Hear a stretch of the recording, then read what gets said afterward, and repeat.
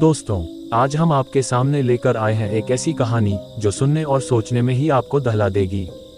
इस कहानी का नाम है आदि की भयानक रात और यह किसी भी आम रात की तरह शुरू होती है, लेकिन अंत तक आप महसूस करेंगे कि डर और रहस्य कितने गहरे हो सकते हैं।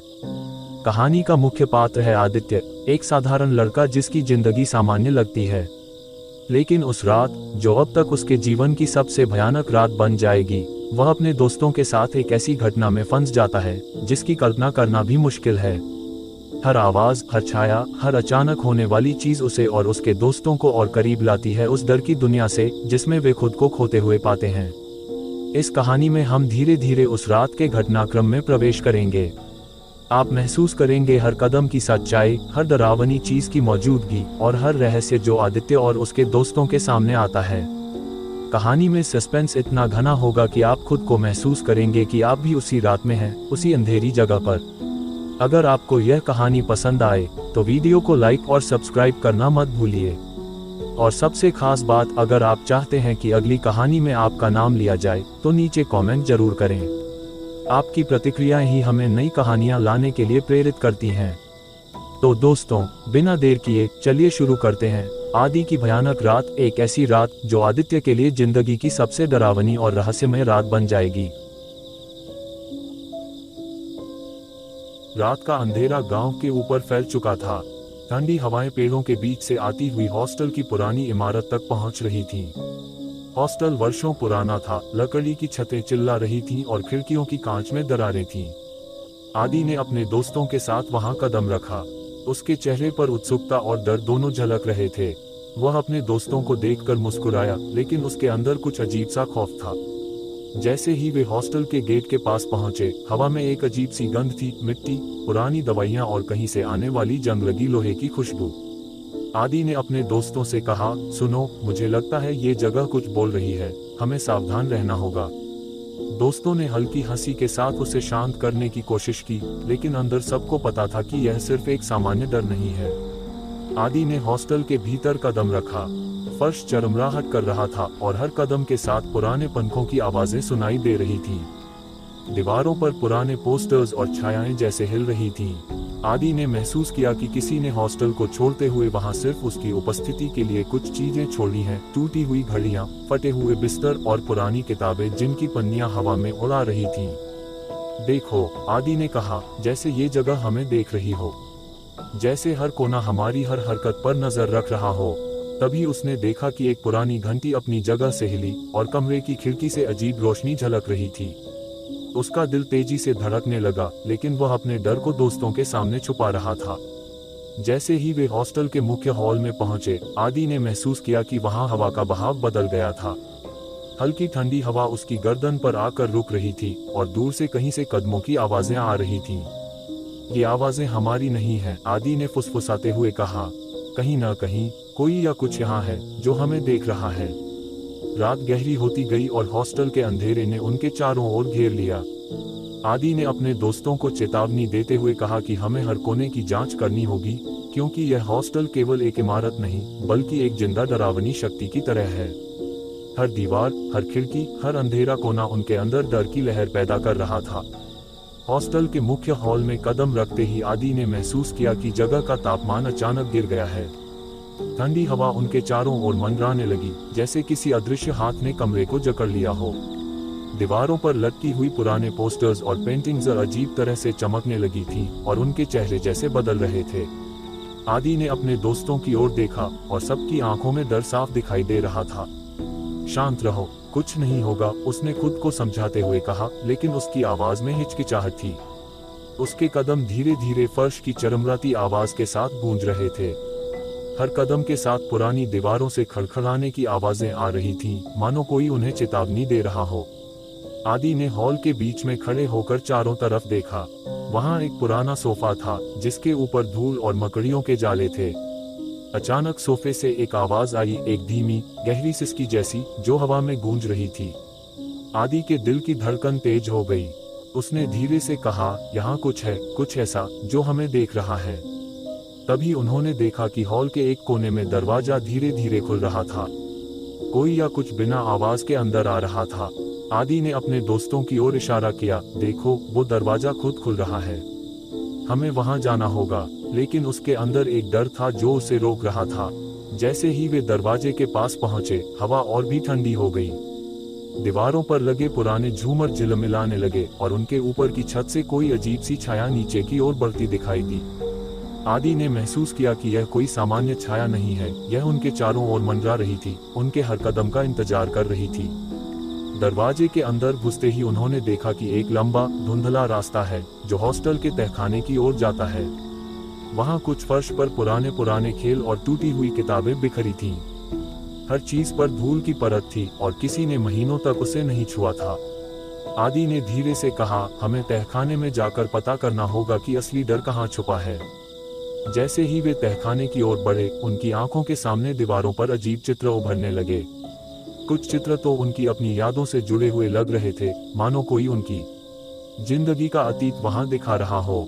आदि ने धीरे से अपने दोस्तों से कहा, ध्यान रखो, ये जगह केवल हमारे डर का प्रतिबिंब नहीं, यह हमारी सबसे बड़ी कमजोरियों को भी सामने ला रही है। रास्ते के बीच अचानक हवा में कुछ गिरा। आदित्य ने झुककर देखा, एक पुराना डायरी पन्नों से खुला पड़ा था।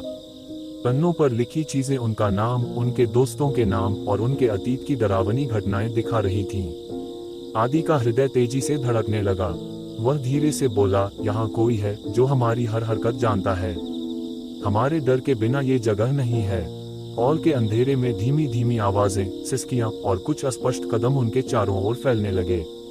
आदि ने महसूस किया कि यह रात लंबी और खौफनाक होने वाली है। यह केवल एक हॉस्टल नहीं, बल्कि एक जिंदा डर की जगह बन चुका था, जो उनके सबसे गहरे भय को बाहर लाने के लिए तैयार था। आदि और उसके दोस्त धीरे धीरे तहखाने की ओर बढ़े। हर कदम पर उनके पैर फर्श की पुरानी लकड़ी और टूटे हुए टाइल्स से टकरा रहे थे, जिससे अजीब सी खड़खड़ाहट होती। हवा में नमी और धूल की महक थी जो उनके नाखूनों में घुस रही थी।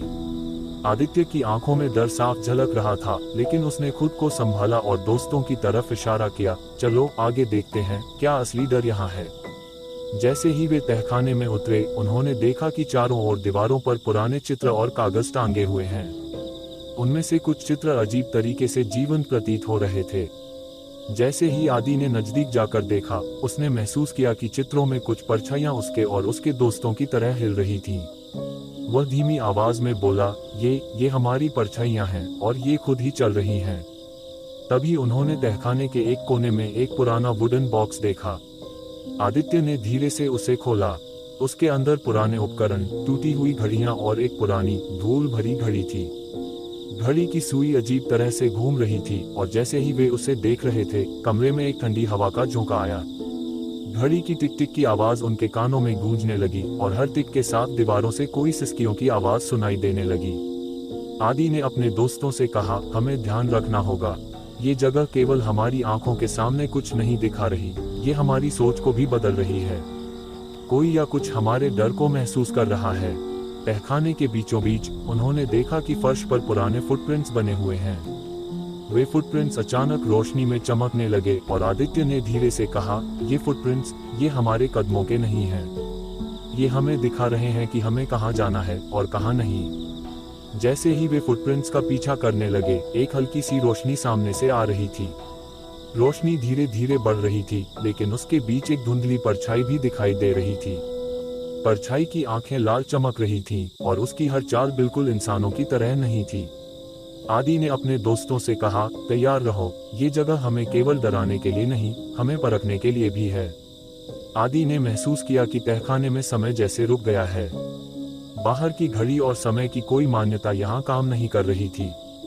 हर कदम के साथ उन्हें यह एहसास हो रहा था कि यह जगह सिर्फ उनका सामना नहीं कर रही, बल्कि उनके मन के सबसे गहरे डर और पलों को बाहर ला रही थी। अचानक तहखाने के सबसे अंधेरे कोने से एक जोरदार चीख गूंजी। सभी दोस्त एकदम सन्न रह गए। आदित्य ने धीरे से अपने दोस्तों से कहा, यह रात लंबी और डरावनी होने वाली है। हमें अभी यह नहीं पता कि ये चीख असली है या हमारी कल्पना। आदि और उसके दोस्त तहखाने के सबसे अंधेरे हिस्से में खड़े थे। चीख की आवाज अब भी उनके कानों में गूंज रही थी और हर तरफ अजीब सी सन्नाटा छा गया था।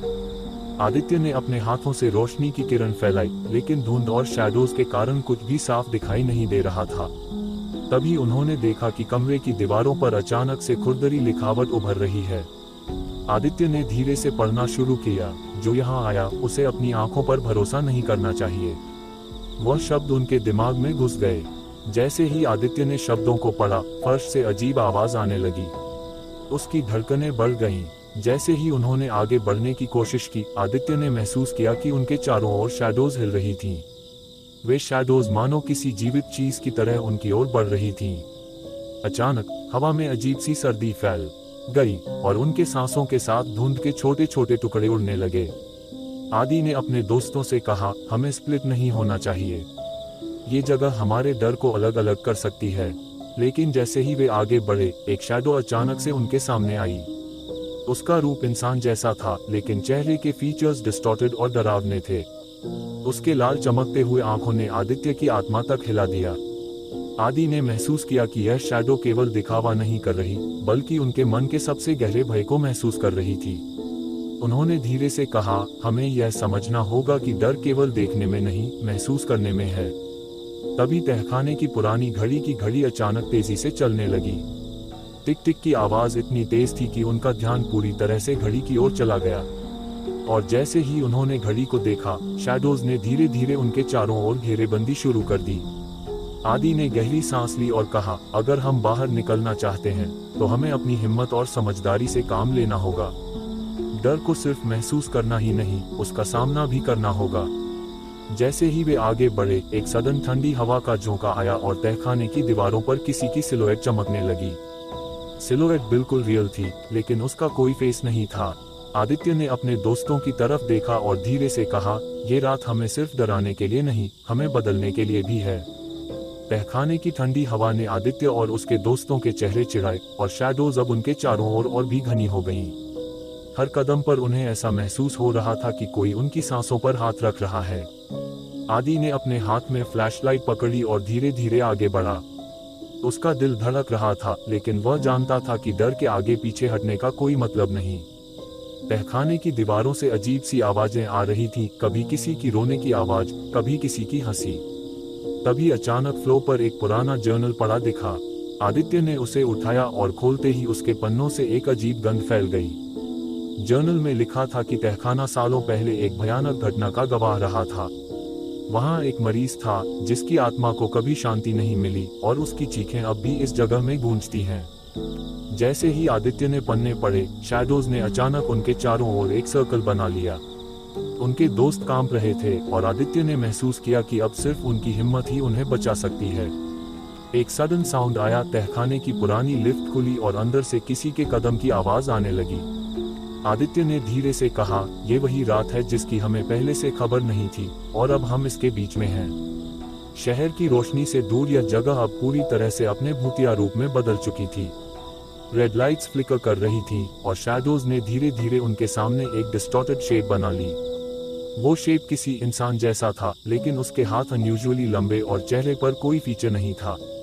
आदि ने अपने दोस्तों से कहा, हमें यह समझना होगा कि डर केवल दिखावे का नहीं, बल्कि हमारी परसेप्शन का भी टेस्ट है।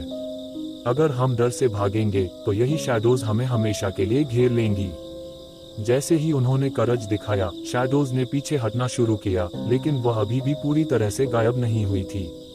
उनकी आंखों के सामने अजीब फॉर्म्स घूम रही थीं और हर फॉर्म उनके सबसे गहरे फियर्स को दिखा रही थी। आदि ने जर्नल को अपनी तरफ खींचा और धीरे से कहा, शायद हमें यह जानना होगा कि इस रात का रहस्य सिर्फ देखने में नहीं, समझने में है। जो सामने दिख रहा है वह केवल शुरुआत है। तहखाने की गहरी खामोशी अचानक टूट गई, जैसे कोई इनविजिबल हाथ दरवाजे को जोर से हिला रहा हो। आदित्य और उसके दोस्त एक दूसरे की तरफ देखकर डर से कांप रहे थे। शैडोज अब उनके चारों ओर और घनी हो चुकी थीं और डिस्टॉर्टेड फॉर्म्स उनके सबसे गहरे फियर्स को उभार रही थीं। आदि ने जर्नल को कसकर पकड़ा और धीरे धीरे पढ़ा, जो डर हमसे भागता है वही हमें कभी शांति नहीं देता। केवल समझ और सामना करने से ही हम बच सकते हैं। तभी तहखाने की लिफ्ट अचानक बंद हुई और एक ठंडी हवा का झोंका आया। फॉर्म्स ने तेजी से उन्हें घेर लिया और हर एक शैडो के पीछे एक अजीब डिस्टॉर्टेड फेस झलक रहा था। आदित्य ने अपने दोस्तों की आंखों में डर देखा, लेकिन उसने खुद को संभाला। हम बाहर निकल सकते हैं, उसने हौसले से कहा, लेकिन इसके लिए हमें अपने डर का सामना करना होगा। जैसे ही उन्होंने धीरे धीरे आगे बढ़ना शुरू किया, शैडोज ने उनके रास्ते को थोड़ा सा छोड़ा। उनकी आंखों के सामने एक पुरानी इमरजेंसी एग्जिट दिखी और बाहर की हल्की रोशनी ने उनके दिलों में आशा की किरण जगा दी। लेकिन जैसे ही वे बाहर पहुंचे, आदित्य ने पीछे मुड़कर देखा। तहखाने की सिलुएट अब और भी भयानक लग रही थी। फॉर्म्स गायब हो गए थे, लेकिन उनका डर अभी भी उनके मन में था। आदि ने अपने दोस्तों से कहा, यह रात हमें सिखा गई कि डर केवल दिखावे का नहीं होता। यह हमारी परसेप्शन, हमारी हिम्मत और हमारी चॉइसेस की परीक्षा लेता है। अगर हम डर से भागते हैं तो शैडोज हमेशा हमारे पीछे रहेंगी। सभी ने एक दूसरे को देखा और धीरे धीरे हंस पड़े। वे जानते थे कि उन्होंने अपनी हिम्मत दिखाई और उस भयानक रात का सामना किया। अगर आप इस कहानी को पसंद करते हैं तो लाइक और सब्सक्राइब करना मत भूलिए। नीचे कमेंट करें, अगली कहानी में मैं आपके नाम का जिक्र करूंगा।